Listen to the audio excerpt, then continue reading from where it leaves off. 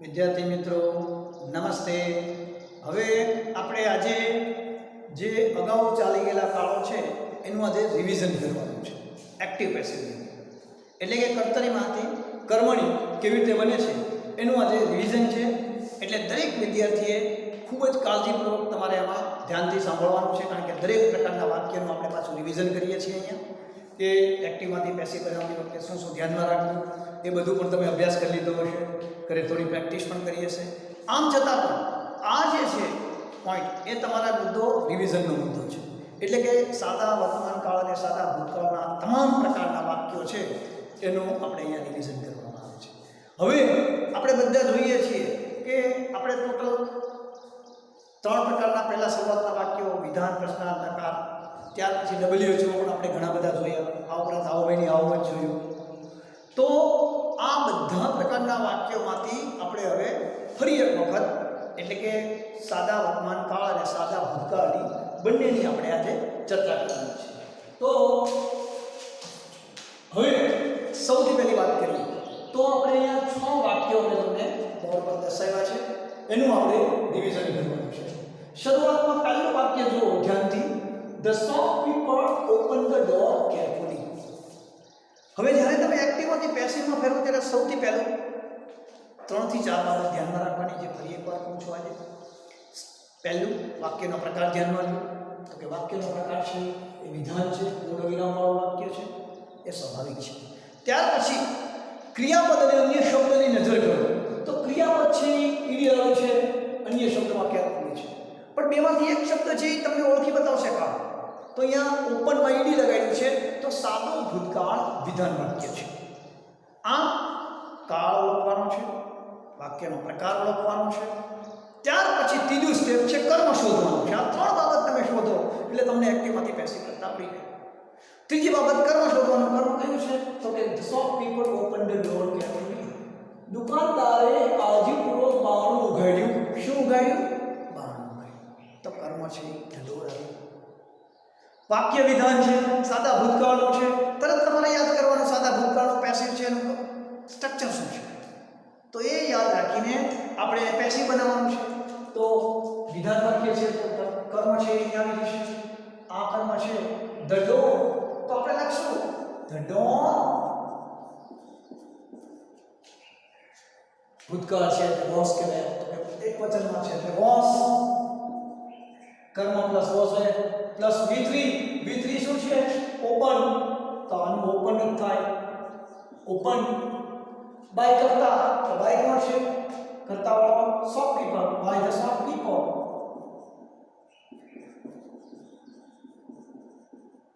Carefully અન્ય છે કાળજી. તો જો અહીંયા આપણે જોયું કે ભાઈ દુકાનદારે કાળજીપૂર્વક બારણું ઉઘાડ્યું. અહીંયા એમ છે દુકાનદારથી બારણું કાળજીપૂર્વક ઉઘાડાયું. ઓપન. આ પેસિવ ના બની ગઈ તમારે.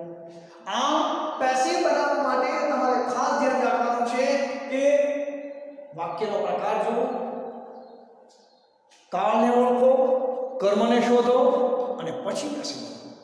હવે એવું જુઓ તમે બીજું વાક્ય છે જે કદાચ બીજા કાળનું છે, કારણ કે સ્વાભાવિક છે 10 થી વાક્ય શરૂ થાય છે. સાદો વર્તમાનકાળ નિશાની બતાવે, કારણ કે પ્રશ્નાર્થ વાક્યમાં શરૂઆતમાં ડુ ડઝ આવે એટલે સાદો વર્તમાનકાળ, અને ડીડ આવે તો સાદો ભૂતકાળ. અને એક્ટિવ વર્તમાન છે.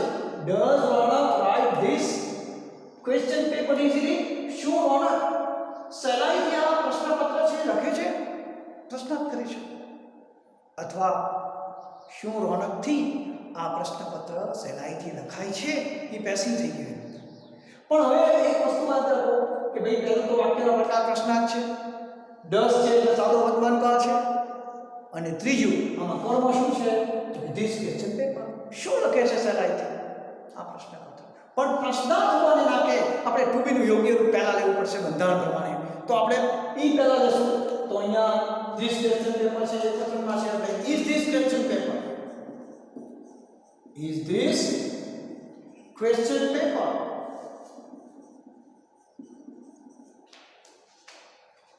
Write or written? કારણ કે is are પ્લસ કર્મ plus V3 written by Nota.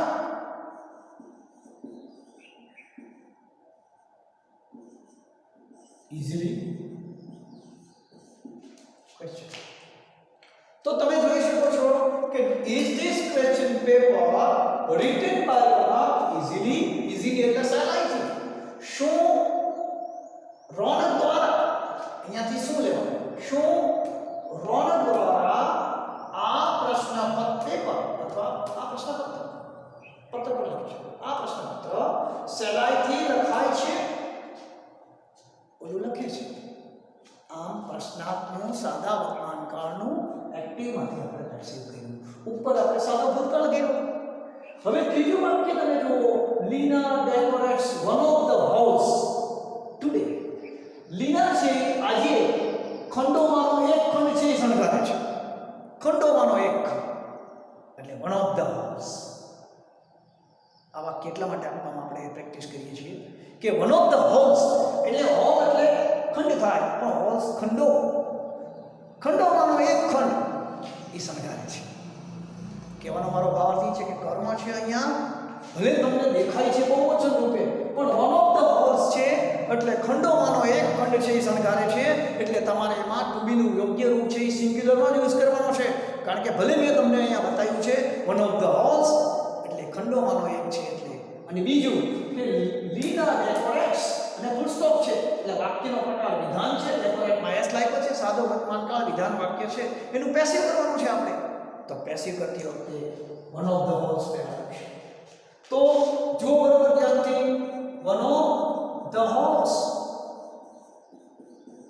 Is જો મેં ઇઝ લખ્યું આ લખ્યું કારણ તો કે ખંડોમાંનો એક ખંડ one of the house is decorated by Lina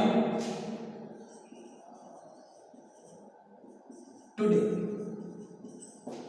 તો જો તમે જોઈ શકો છો કે one of the halls is not a તો જો બરોબર ધ્યાનથી જ્યારે શબ્દમાં one of halls one of the rooms one of the walls કોઈ બી શબ્દ વાપરે દિવાલોમાંની એક દિવાલ ખંડમાંનો એક ખંડ આ રીતે તમે કોઈ પણ શબ્દને વન ઓફ શબ્દ વાપરો એટલે સિંગ્યુલર યુઝ કરવો પડે કાળ ભૂતકાળ દવાસનો ઉપયોગ કરશો તો હવે ત્રીજું વાક્ય પૂર્ણ કર્યા પછી ચોથા વાક્ય ઉપર આપણે જઈએ છીએ what do you do today હવે તમે બે શબ્દોથી માનક કરો અહીંયા બે ડુ વાપરવામાં આવ્યા છે તમને નવાઈ લાગશે થોડી પહેલું ડુ સહાયક છે બીજું મૂળ ક્રિયાપદ છે કે તમે દરરોજ શું કરો છો સાદો વર્તમાન કાળ ડબલ્યુએચ ક્વેશ્ચન વોટમાં આપણે હુનું બાય હુન કરીએ છીએ વોટનું તો બાય વોટ નથી કરતા ને એટલે વોટનું તો વોટ જ રાખશું આપણે પણ અહીંયા કર્મ નહીં હોય કારણ કે વોટ ખુદ કર્મ છે અને વર્તમાન કાળ છે તો વોટનું વોટ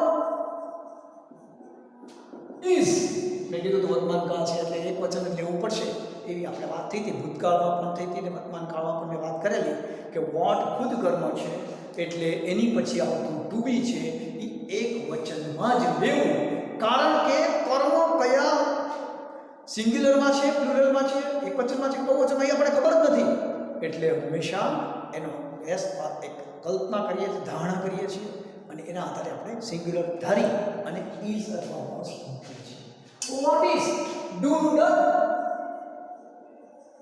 આ તો ડુ ડન થઈ ગયું આપણે બરાબર અહીંયા આપણે ડુ ડન લખીએ છીએ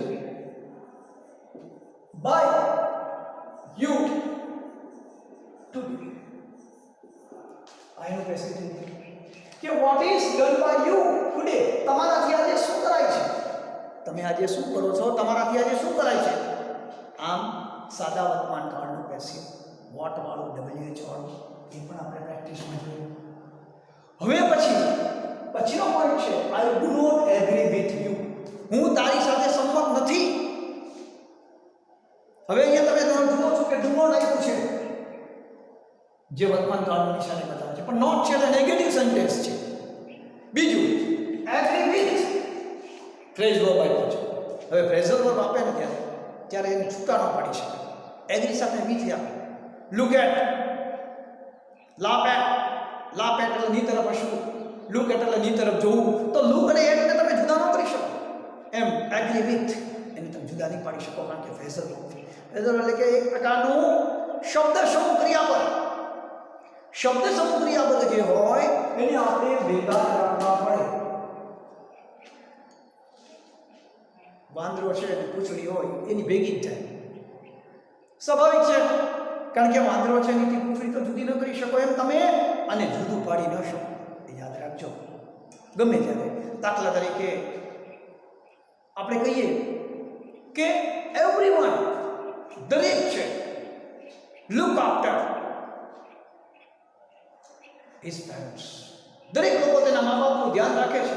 લુક આફ્ટર તો લુક આફ્ટર સાથે જ રહેવાનું છે. એ લુક્સ આફ્ટરમાં આપણે લુક્સ આફ્ટર કહીએ, everyone looks after his parents, દરેક લોકો તેના મા બાપનું ધ્યાન રાખે છે. તો લુક્સ આફ્ટર છે એ વર્તમાન કાળ આવે, અથવા લુકડ આફ્ટર કહીએ, ધ્યાન રાખતા. પણ એની ભેગાથી જુદા ન પાડી શકે, એને ભેગા રાખી શકો. તો અહીંયા આપણે જુઓ વર્તમાન કાળમાં નેગેટિવ શબ્દ રાખ્યું છે આપણને, તો હવે યુ શબ્દ છે એ કરવો બને યુ આર નોટ. જેમ અહીંયા નોટ આવ્યું એમ આર નોટ આવ્યું, ઇઝ નોટ આવે, એમ નોટ આવે, પણ યુ છે એટલે are not. You are not agree with my, મારાથી તમારી સાથે સંમત થવાયું નહીં. મારાથી એટલે બાય નહીં, મારાથી તમારી સાથે સંમત થવાયું નહીં, તો એ બાબત બતાવે છે નેગેટિવ પેસિવ. તો આ વાક્ય પાછું પેસિવમાં બને છે.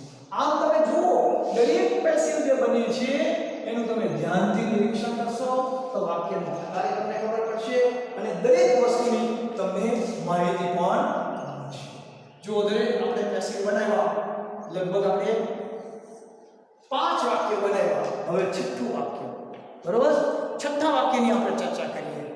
How much sugar do you use every day? તમે દરરોજ કેટલી ખાંડ વાપરો છો ઘરની અંદર, જેની ગણતરી નથી, એટલે કે જથ્થામાં છે, એમ પૂછવા આવ્યું છે. How much sugar do you use every day? તો જુઓ એનો આપણે પેસિવ કરીએ છીએ, તો હાઉ મચ રાખશું આપણે. પણ આ છે જે શરૂઆતમાં આપણે કીધું કે એક્ટિવમાં કર્મ કે નામ હોઈ શકે, પણ પેસિવમાં તો કર્મ જ છે સુગર, તો સુગર ને સુગર.